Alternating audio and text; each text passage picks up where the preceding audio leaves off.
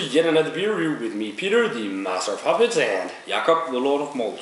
Today we're doing the first Flemish or Flanders Brown Ale on the show, or Flanders Red Ale, or Belgian Sour Ale. It has a lot of names, these brew. And we're doing the Verhaeghe, I think it's called, Duchesse De Bourgogne. And it's, as I said, one of these Belgian Flemish brown ales on 6.2% alcohol. And it says on the back here, top fermented beer matured in oak cask containing barley malt and wheat. But Jacob has got some more info from their website. And this is translated, so excuse me if it's... Duchesse De Bourgogne is a sweet, fruity beer with a pleasant, fresh, acid oak finish. Duchesse De Bourgogne is brewed with a deep roasted barley malt and hops, perennial with a low bitterness level. After the primary fermentation and the secondary fermentation, the beer undergoes a third fermentation of approximately 18 months in oak vats, casks, I believe. The tannins present in the oak gives the Duchesse the fruity character.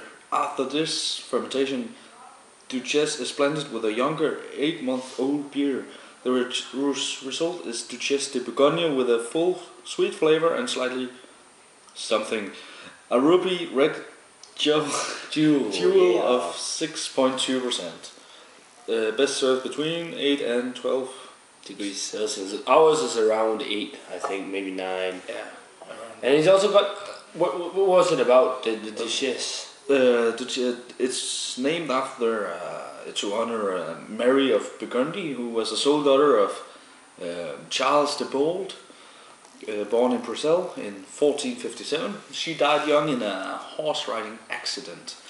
So this beer is made in her honor. Okay, that's a lovely looking beer. It is a nice ruby maroon red color if you hold it up to the light. A small, one finger, fizzy brown head. It's a really lovely looking beer. It's got a slight amount of haze in there, slight amount of yeasty haze. It looks really nice. Yeah, it's really really, as Chris out of Beer Geek Nation says, a sexy looking beer. But let's take out the aroma. Oh, it's fruity, and you also smell the oak. You get that sour, almost red wine notes to it, dark fruitiness, cherries, and kind of, I don't know, wine. I don't. Yeah, red wine, as I said. Yeah, I didn't hear it. Sorry. A fruity, very dark berries. Yeah. Like cherries, for instance. Sweet berry like that. Then a slight tartness. Yeah. A slight tartness to it. Tart cherries is not much, and it's not brewed with cherries or anything. It's just the crafting of the beer, which is awesome. But should we check it out? Yeah. Cheers. Cheers.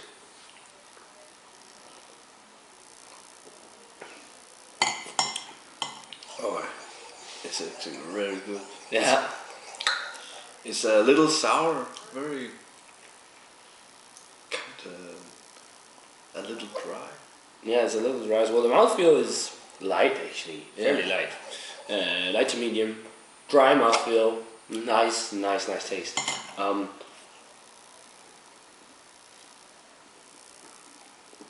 The taste is this mix of vinous notes, red wine notes, so slight oakiness. There's more oakiness in the aroma. Some of that, like tart, like sour cherry. Yeah, sour cherry. Yeah. What do you get?